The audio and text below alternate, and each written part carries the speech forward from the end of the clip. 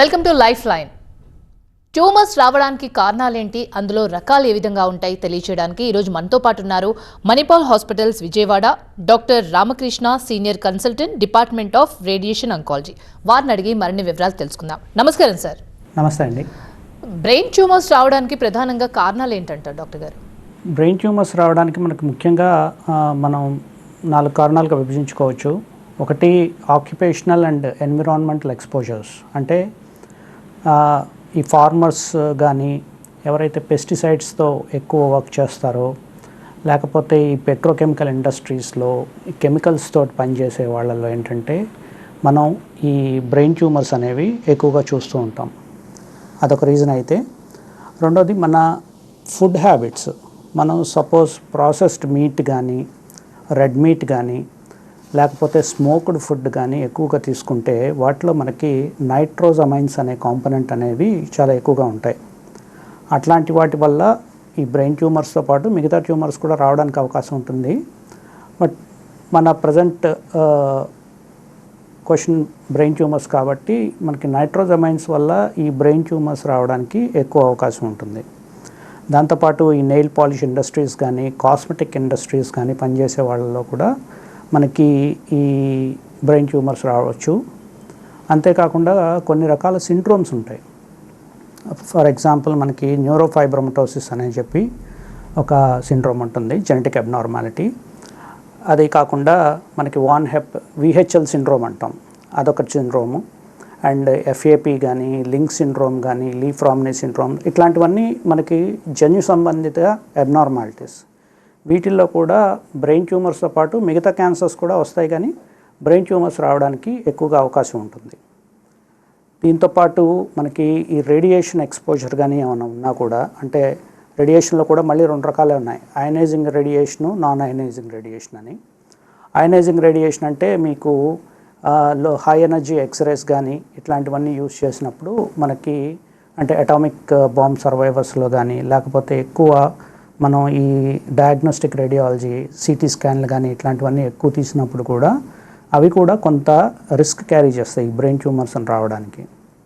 దాంతోపాటుగా మనకి ఈ లో ఫ్రీక్వెన్సీ ఎలక్ట్రోమాగ్నెటిక్ ఫీల్డ్స్ కానీ, రేడియో ఫ్రీక్వెన్సీ ఫీల్డ్స్ కానీ, సపోజ్ సెల్యులార్ ఫోన్స్ ఉన్నాయి, అంటే మనకి సెల్యులార్ ఫోన్స్ వాడడం వల్ల బ్రెయిన్ ట్యూమర్స్ వస్తుందని ఫుల్ ప్రూఫ్ డేటా అంటూ స్పెసిఫిక్గా ఏం లేదు, కానీ బట్ ఎంతో కొంత ఈ రేడియో ఫ్రీక్వెన్సీ ఫీల్డ్స్ అనేవి మనకి తలకు దగ్గరగా ఉండడం వల్ల ఎంతో కొంత రిస్క్ అనేది క్యారీ చేస్తాయి. ఇదే కాకుండా హెడ్ ట్రామా, కొన్నిసార్లు ఏంటంటే మనం accident, if we undergo accident, okay, ఆ తర్వాత కూడా కొంతమంది పేషెంట్స్లో ఫ్రీక్వెంట్గా స్కాన్స్ అవి చేయాల్సి ఉంటుంది. అట్లాంటి వాళ్ళలో కూడా ఈ అయనైజింగ్ రేడియేషన్ పెరగడం వల్ల డైరెక్ట్గా కాకపోయినా హెడ్ ట్రామా అనేది కొన్నిసార్లు ఇండైరెక్ట్గా కూడా మనకి కంట్రిబ్యూట్ చేస్తుంది బ్రెయిన్ ట్యూమర్స్ రావడానికి. ఇదే కాకుండా మనకి ఇందాక డైట్ చెప్పుకున్నట్లు ఈ స్మోక్డ్ మీట్ కానీ, లేకపోతే రెడ్ మీట్ కానీ, ప్రాసెస్డ్ ఫుడ్స్ కానీ, ఇట్లాంటి వాటన్నిటిలో కూడా ఈ బ్రెయిన్ ట్యూమర్స్ రావడానికి పనిచేసే కాంపౌండ్స్ అనేవి ఎక్కువగా ఉంటాయి. సో ఇలా మనం బ్రెయిన్ ట్యూమర్స్ రావడానికి డిఫరెంట్ కాజెస్, రిస్క్ ఫ్యాక్టర్స్ అనేవి మనం చూస్తూ ఉంటాం. రైతులకు వస్తూ ఉంటుంది పెస్టిసైడ్స్కి దగ్గరగా ఉందని, మళ్ళీ డయాగ్నోస్టిక్ సెంటర్స్లో చేసే వాళ్ళకి వచ్చే అవకాశం ఉందన్నారు. ప్రొఫెషనల్గా ఇంకోటి ఏంటంటే సిండ్రోమ్స్ కొన్ని ఉంటాయి, జెనెటికల్ ప్రాబ్లం వల్ల కూడా ఉన్నాయి. జెనెటికల్ ప్రాబ్లం వల్ల ఏం చేయలేం, కానీ ప్రొఫెషనల్గా ఇప్పుడు రైతులు తప్పక చేయాలి, పెస్టిసైడ్స్లోనే వాళ్ళు వర్క్ చేయాల్సి ఉంటుంది. ప్రొఫెషనల్గా కూడా మీరు ఇందాక కాస్మెటిక్స్ కంపెనీస్, అలాగే డయాగ్నోస్టిక్ సెంటర్స్లో చేసే వాళ్ళకు కూడా వచ్చే అవకాశం ఉందంటే వాళ్ళు ఎలా రాకుండా ఉండాలంటే ఎలాంటి ప్రికాషన్స్ తీసుకోవాల్సి ఉంటుందంటారు? ఫార్మర్స్ వరకు మనం చూసుకుంటే పెస్టిసైడ్స్ ఇవన్నీ వాళ్ళు ఎప్పటికప్పుడు రిస్క్ ఎంతవరకు ఉంటుంది, ఎంతవరకు వాళ్ళు ఎక్స్పోజ్ అవుతున్నారు, ఇట్లాంటివన్నీ మనం పూర్తిగా చూసుకోలేకపోతాం. కానీ when it comes to diagnostic ఫీల్డ్లో కానీ, లేకపోతే స్కానింగ్లో కానీ మనకి రేడియేషన్ ఎంత ఎక్స్పోజర్ ఉంది అనేది మనం చూసుకోవడానికి మనకి ఆ డోసిమీటర్స్ అనేవి ఉంటాయి. అట్లాంటివి మనకి ఆ జాగ్రత్తలు తీసుకుంటూ ఒకవేళ కనుక ఒక లెవెల్ కనుక దాటితే మనకి ఈ అటామిక్ ఎనర్జీ రెగ్యులేటరీ బోర్డ్ నుంచి కూడా మనకి ఈ స్క్రీనింగ్ అనేది ఉంటుంది. ఒకవేళ సపోజ్ ఒక ఎక్స్రే టెక్నీషియన్ కానీ, CT టెక్నీషియన్ కానీ అయనైజింగ్ రేడియేషన్ లేకపోతే ఆ డోసిమెట్రీలో కనుక డోస్ ఎక్కువ వచ్చింది అని అనుకుంటే దెన్ ఇమీడియట్గా ఏంటంటే they will be subjected to certain test, genetic counselling కానీ జెనెటిక్ టెస్టులు కానీ చేస్తారు. అట్లాంటి వాటిల్లో ఏదైనా మ్యుటేషన్స్ ఉన్నా వాళ్ళని ఇంకొంచెం వాళ్ళని హై రిస్క్ ఇండివిజువల్స్గా కన్సిడర్ చేసి వాళ్ళకి ఫ్రీక్వెంట్గా మనం ఈ స్కాన్ చేసి చూడడం ఏమన్నా ఉందా లేదా అనేది, ఇట్లాంటి ప్రాసెస్ అనేది మనకి అందుబాటులో ఉంది. సో పెట్రోకెమికల్ ఇండస్ట్రీస్లో కానీ కాస్మెటిక్స్లో పనిచేస్తున్న వాళ్ళు ఏంటంటే ఆ జాగ్రత్తలు తీసుకుంటూ ఆ ఎక్స్పోజర్ అనేది వాళ్ళు సాధ్యమైనంత వరకు వర్క్ చేసినప్పుడు మాస్క్ ధరించడం కానీ, లేకపోతే మిగతా ఆ కంపెనీస్ సర్టిఫై చేసిన ప్రికాషనరీ మెజర్స్ తీసుకుంటూ పనిచేసి రిస్క్ తగ్గించుకోవాల్సి ఉంటుంది. మీరు రెడ్ మీట్ గురించి కూడా చెప్పారు. చాలామంది నాన్ వెజ్ ప్రియులు ఉంటారు, అందులో రెడ్ మీట్ అంటే చాలా ఇష్టపడే వాళ్ళు కూడా ఉంటారు. వాళ్ళకు వస్తాయని చెప్పేసి అంటున్నారు. మరి అలాంటి వాళ్ళు తక్కువ తీసుకోవాలా, లేకపోతే ఏవైనా జాగ్రత్తలు తీసుకోవాల్సి ఉంటుందంటారా? వాళ్ళకి వస్తాయని కాదు, కానీ వాళ్ళు కొంచెం రిస్క్ ఎక్కువ ఉంటుంది. సో మనకి స్మోక్డ్ ఫుడ్లో ఇందాక నేను చెప్పినట్లు నైట్రోజమైన్స్ అనేవి అవి carcinogens. Not only brain tumours, nitrosamines వల్ల మిగతా క్యాన్సర్స్ కూడా వచ్చే అవకాశం ఉంటుంది. సపోజ్ రెడ్ మీట్ వల్ల మనకి ఈసోఫాజియల్ క్యాన్సర్స్ కానీ, స్టమక్ క్యాన్సర్స్ కానీ, పెద్దపేగు క్యాన్సర్స్ కానీ, ఇట్లాంటివన్నీ కూడా వచ్చే అవకాశం ఉంటుంది. సో మనం డైట్ తీసుకునేటప్పుడు కూడా మనకి ఏదైనా ఒక లెవెల్ దాటిన తర్వాత అది అనారోగ్యాన్ని కాజ్ చేస్తుంది. సో రెడ్ మీట్ అనేది it is a known carcinogen. So మనం దాన్ని లిమిటెడ్గా తీసుకుంటూ సాధ్యమైనంత వరకు ఆ స్మోక్డ్ కానీ లేకపోతే ప్రాసెస్డ్ మీట్స్ కానీ అవాయిడ్ చేస్తూ ఫ్రెష్లీ కుక్డ్ వన్స్ తీసుకుంటూ సాధ్యమైనంత వరకు మనకు ఆ మీట్ కన్జంప్షన్ అనేది తగ్గించుకుంటే, especially red meat. Suppose if you take seafood తీసుకుంటే లైక్ ఫిష్ కానీ ఏదన్నా, దట్ ఈస్ కొంతవరకు కార్డియో ప్రొటెక్టివ్, ఈ కాడ్ లివర్ ఆయిల్ కానీ ఇట్లాంటివన్నీ. But when comes to red meat అనేటప్పటికీ that always carries the risk of carcinogenicity. So అందుకని సాధ్యమైనంత వరకు మనం ఆ రెడ్ మీట్ కన్జంప్షన్ తగ్గించుకొని diet rich in fruits and vegetables, ఎందుకంటే వాటిలో మనకి ఉండే ఈ వైటమిన్ సి కానీ యాంటీ ఆక్సిడెంట్స్ కానీ మనకి క్యాన్సర్ని తగ్గించడానికి చాలా ఎఫెక్టివ్గా పనిచేస్తాయి. సో మీట్ కన్జంప్షన్ అనేది చాలా తక్కువ, ఒక లిమిటెడ్గా తీసుకుంటూ ఫ్రూట్స్ అండ్ వెజిటబుల్స్ ఇట్లాంటివి ఉన్నవి ఎక్కువ తీసుకుంటూ ఉంటే, లీఫీ వెజిటబుల్స్ కానీ ఇట్లాంటివన్నీ మనకి ప్రొటెక్ట్ చేయడానికి ఎక్కువ అవకాశం ఉంటుంది. బ్రెయిన్ ట్యూమర్లో రకాలు ఉంటాయి డాక్టర్ గారు? బ్రెయిన్ ట్యూమర్లో మనం జనరల్గా 2 రకాలుగా విభజిస్తాం, ఎందుకంటే ట్రీట్మెంట్ అనేది చాలా వరకు మారుతుంది. సో బ్రెయిన్ ట్యూమర్స్లో ముఖ్యంగా నాన్ క్యాన్సరస్ ట్యూమర్స్, అంటే బినైన్ ట్యూమర్స్, వాటిని నాన్ క్యాన్సరస్ అంటాం, అండ్ క్యాన్సరస్ ట్యూమర్స్. సో ముఖ్యంగా మనం క్యాన్సరస్ ట్యూమర్స్ కనుక చూసుకుంటే, ఎందుకంటే ఇప్పటిదాకా మనం మాట్లాడుకున్న ఈ క్యాన్సరస్ ఈ రిస్క్ ఫ్యాక్టర్స్ అన్నీ ముఖ్యంగా ఈ క్యాన్సరస్ ట్యూమర్స్ దారితీస్తాయి. సో క్యాన్సరస్ ట్యూమర్స్ ముఖ్యంగా మనం చూసేవి ఈ గ్లయోమాస్ అంటాం. గ్లయోమాస్ ఇటు బినైన్ ట్యూమర్స్లో కనుక మనం చూసుకుంటే ఈ నర్వ్ షీట్ ట్యూమర్స్ లైక్ ష్వన్నోమాస్ అంటాం, లేకపోతే పిట్యూటరీ ట్యూమర్స్, మెనింజియోమాస్, ఇట్లా మనకి డిఫరెంట్ కేటగిరీస్ అనేవి మన బ్రెయిన్లో చూడొచ్చు. డాక్టర్ గారు, బ్రెయిన్ ట్యూమర్స్ ఉన్నప్పుడు ఆ లక్షణాలు ఏ విధంగా ఉంటాయి?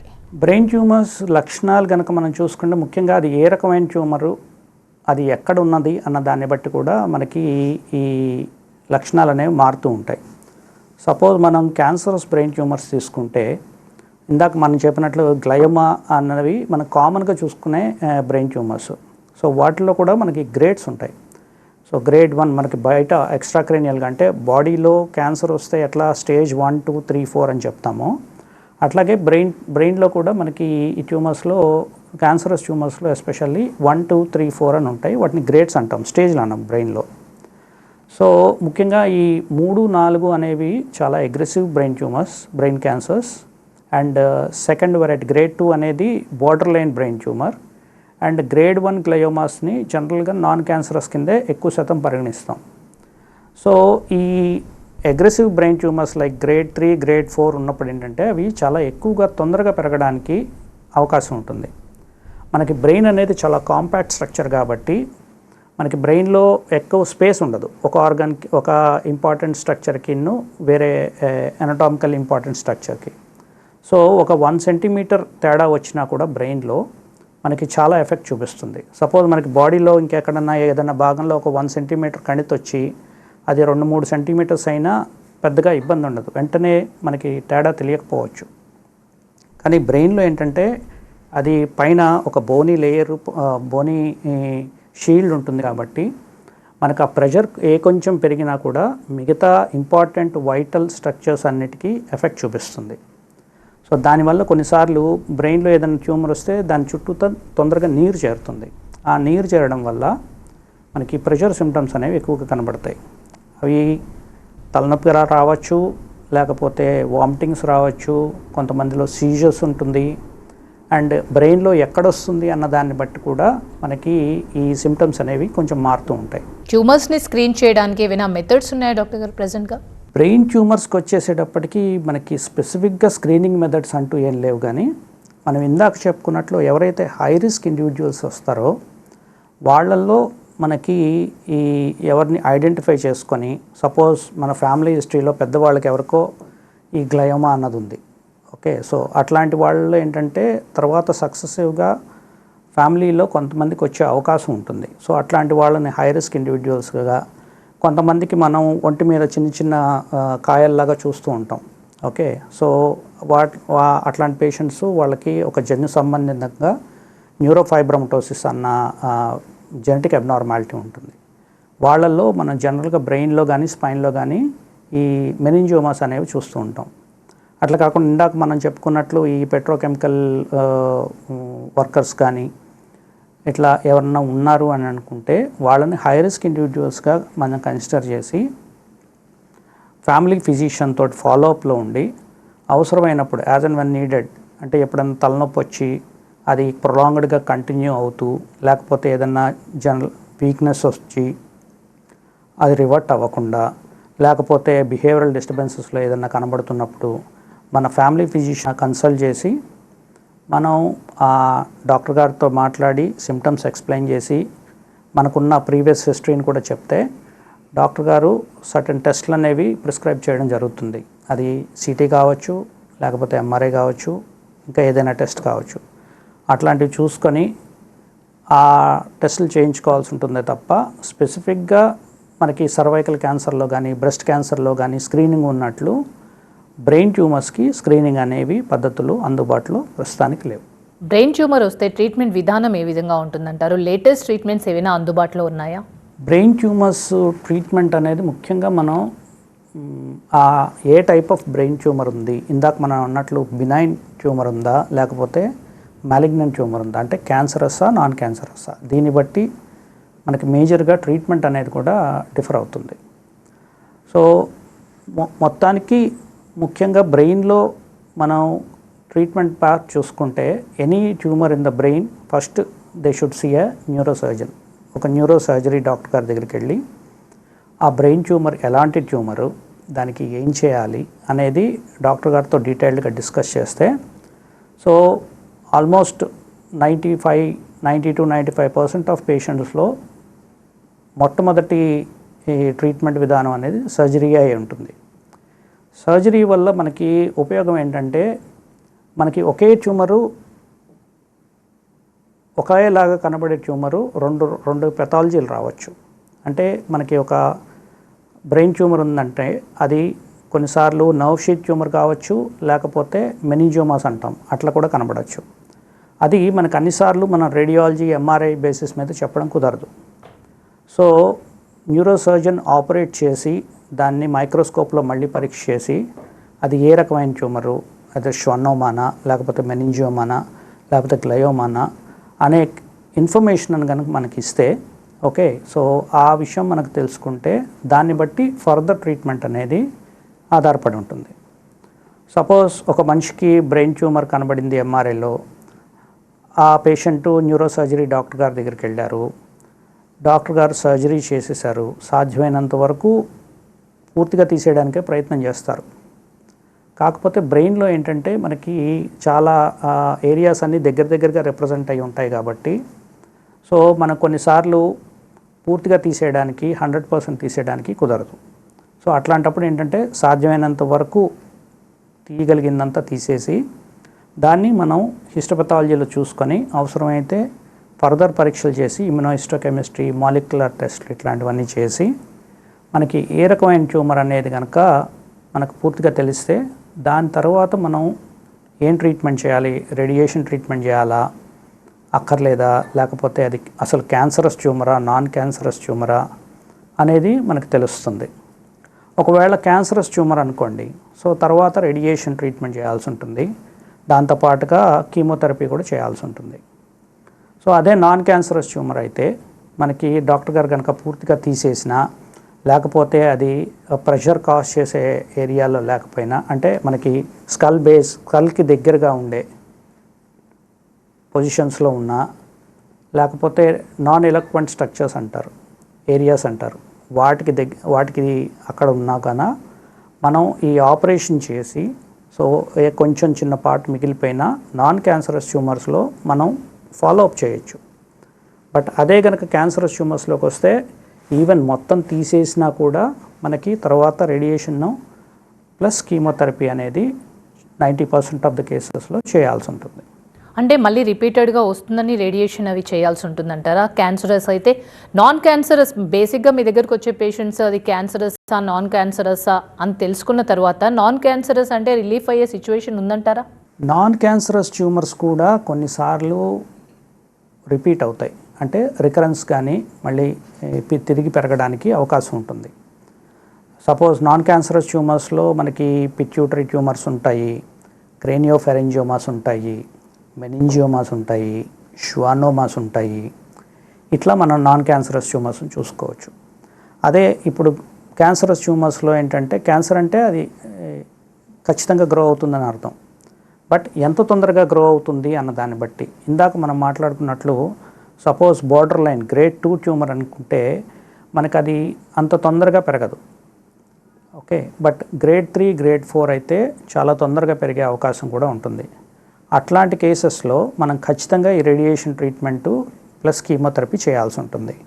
ఈ బార్డర్ లైన్ ట్యూమర్స్ కూడా మనకి కొన్ని రిస్క్ ఫ్యాక్టర్స్ని బేస్ చేసుకొని, సో గ్రేడ్ 2 ట్యూమర్స్ మనం ట్రీట్మెంట్ చేయాలా లేదా, తర్వాత రేడియేషన్ ఇవ్వాలా లేదా, లేకపోతే తర్వాత కీమోథెరపీ చేయాలా లేదా అనేది ఆ హిస్టోపథాలజీలో మాలిక్యులర్ కేటగిరీ మనకి ఏది వస్తుంది అన్న దాన్ని బట్టి మనం డిసైడ్ చేయడం జరుగుతుంది. పెద్దవాళ్ళు రావడానికి జెనెటికల్ రీజన్స్ ఉంటాయి, డిఫరెంట్ రీజన్స్ ఉంటాయని చెప్పారు. మరి పిల్లల్లో కూడా ఈ ట్యూమర్ వచ్చే అవకాశం ఉందంటారా?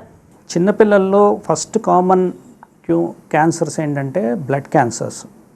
సో బ్లడ్ క్యాన్సర్స్ తర్వాత సెకండ్ కామన్ వచ్చేసి బ్రెయిన్ ట్యూమర్స్. సో పిల్లల్లో కూడా ఈ బ్రెయిన్ ట్యూమర్స్ రావడానికి పెద్దవాళ్ళకి ఎంత అవకాశం ఉందో పిల్లల్లో కూడా అంతే అవకాశం ఉంటుంది. ఎందుకంటే జెనెటికల్ ప్రీడిస్పోజిషన్ సిండ్రోమ్స్ అనేవి మనకి చిన్నప్పటి నుంచి ఉంటాయి. అండ్ ఇప్పుడు ఇందాక మనం మాట్లాడుకున్నట్టు కొన్ని సిండ్రోమ్స్ చెప్పాం, లైక్ లీఫ్రామ్నీ సిండ్రోమ్ కానీ, విహెచ్ఎల్ సిండ్రోమ్ అని కానీ, ఎన్ఎఫ్ అని కానీ, ఇవన్నీ కూడా చిన్నపిల్లల్లో ఈ బ్రెయిన్ ట్యూమర్స్ కాజ్ చేసే అవకాశం ఉంటుంది. దాంతోపాటుగా మనకి ఈ జర్మినోమాస్ అని ఉంటాయి, నాన్ సెమినోమాటస్ జర్మినోమాస్ అని ఉంటాయి. ఇట్లాంటి ఒక రకమైన ట్యూమర్స్ ఉంటాయి, అవి చిన్నపిల్లల్లో వస్తాయి. ఇంకొక type of tumours embryonal tumours అంటాం, అంటే మెడుల్లో బ్లాస్టోమాస్ కానీ, లేకపోతే పిఎన్ఈటీస్ అంటాము, లేకపోతే ఏటీఆర్టీ ట్యూమర్స్ అంటాము. ఇట్లాంటివన్నీ మనకి చిన్నపిల్లల్లోనే కామన్గా కనబడతాయి. సో రావడానికి గల రీజన్ ఏదైనా కానీ మనకి బ్రెయిన్ ట్యూమర్స్ పెద్దవాళ్ళల్లో ఎంత కామన్గానే ఉంటాయో ఒక సెట్ ఆఫ్ ట్యూమర్స్ చిన్నపిల్లల్లో కూడా అంతే కామన్గా ఉంటాయి. వాళ్ళల్లో కూడా మనం ఈ గ్లయోమాస్ చూస్తాము, ఇందాక చెప్పినట్లు మెడుల్లో బ్లాస్టోమాస్ కానీ, ఏటీఆర్టీ, పిఎన్ఈటీ ట్యూమర్స్, జర్మినోమాస్, ఇట్లాంటివన్నీ కూడా యంగ్ అడల్ట్స్లో కూడా మనం ఈ టైప్ ఆఫ్ ట్యూమర్స్ అన్ని చూస్తుంటాం. చిన్నపిల్లల విషయానికి వచ్చేటప్పటికి మనకు ఒక థియరీ ఏంటంటే హెడ్ ట్రామా, అంటే చిన్నప్పుడు సపోజ్ ఫస్ట్ చైల్డ్ బర్త్ అప్పుడు కొన్నిసార్లు ఫోర్సెప్స్ డెలివరీలు కూడా చేస్తూ ఉంటారు. సో ఫోర్సెప్స్ డెలివరీ అంటే ఫస్ట్ బర్త్ అప్పుడు ఏంటంటే కొన్నిసార్లు బేబీ బయటికి రానప్పుడు మనకి డాక్టర్ గారు చేసేటప్పుడు ఎన్విడి నార్మల్ వెజైనల్ డెలివరీ చేసేటప్పుడు ఈ ఫోర్సెప్స్ డెలివరీ అంటారు. అంటే ఒక కఫ్ లాగా పెట్టి మనకి ఆ ప్రెషర్ అప్లై చేసి లాగుతారు. ఆ కఫ్ అప్లై చేసేదంతా మనకి తలకు అప్లై చేస్తారు, ఓకే. స్కల్కి అప్లై చేసి ఆ ఫోర్సెప్స్ తోటి బేబీని బయటికి లాగుతారు. అట్లాంటప్పుడు కూడా మనకి హెడ్ ట్రామా జరిగి అది తర్వాత కొన్నిసార్లు ఈ బ్రెయిన్ ట్యూమర్స్ రావడానికి కూడా దారితీసే పరిస్థితులు ఉంటాయి. రేడియో సర్జరీ అంటే ఎలా చేస్తారు డాక్టర్ గారు? ఇదేం చేస్తామంటే జనరల్గా మనకి సర్జరీలు అంటే ఏం చేస్తాము, పేషెంట్కి మత్తు ఇవ్వాలి, స్కల్ బ్రేక్ చేయాలి, లేకపోతే కొన్నిసార్లు బర్హోల్ వేయాల్సి వస్తుంది. సో ఇవన్నీ చేసి మనకి ట్యూమర్ కనుక తీసేయాలి అని అంటే మనకి ఒక పార్ట్ ఆఫ్ స్కల్ని బ్రేక్ చేసి ఆ స్కల్ పీస్ పక్కకు పెట్టి ఆ తర్వాత బ్రెయిన్ ట్యూమర్ ఏదైతే ఉందో దాన్ని పూర్తిగా తీసేసి మళ్ళీ ఆ స్కల్ పీస్ పెట్టేసి దానికి మనం సూచరింగ్ ఇదంతా చేస్తాం. సో దీనికి ఏంటంటే పేషెంట్ ఫిట్గా ఉండాలి. పేషెంట్కి మిగతా కోమార్బిడిటీస్ కానీ హార్ట్ ఇష్యూస్ లేకుండా, diabetes, hyper tension, heart issues ఇట్లాంటివన్నీ లేని పేషెంట్స్లో మనం సేఫ్గా చేయగలుగుతాం. బట్ ఇట్లాంటి పేషెంట్స్ ఉండి బాగా కోమార్బిడ్స్ ఉండి పర్ఫార్మెన్స్ స్టేటస్ అంత బాగా లేని పేషెంట్స్లో మనం ఈ సర్జరీ చేయడం అనేది కష్టం అవుతుంది. క్యాన్సరస్ ట్యూమర్ ఉన్నప్పుడు ఆల్వేస్ ఎంత రిస్క్ అయినా సరే మనం ఫస్ట్ సర్జరీకే వెళ్తాం. అట్లా కాకుండా ఇందాక మనం మాట్లాడుకున్నట్టు నాన్ క్యాన్సరస్ బ్రెయిన్ ట్యూమర్స్ ఉంటాయి. అంటే మెనింజోమాస్ కానీ, లేకపోతే ష్వానోమాస్ కానీ, లేకపోతే పిట్యూటరీ క్యాన్సర్ ట్యూమర్స్ కానీ, ఇట్లాంటి వాటిల్లో ఏంటంటే మనకి ఈ రేడియో సర్జరీ ద్వారా ఆపరేషన్ అవసరం లేకుండా ఆపరేషన్ తోటి ఏదైతే మనకి ఎఫెక్ట్ వస్తుందో అదే ఎఫెక్ట్ని మనం ఈ రేడియో సర్జరీ ద్వారా కూడా తీసుకురావచ్చు. Thank you so much doctor Ramakrishna garu. Brain tumours అంటే ఎలా ఉంటాయి, ఎలా వస్తాయి, ఎవరెవరికి వస్తాయి, ట్రీట్మెంట్ ఏ విధంగా ఉంటుంది అనేది చాలా క్లియర్గా ఎక్స్ప్లెయిన్ చేశారు. Thank you so much. ఇది ఇవాల్టి లైఫ్ లైన్. చూస్తూనే ఉండండి TV9.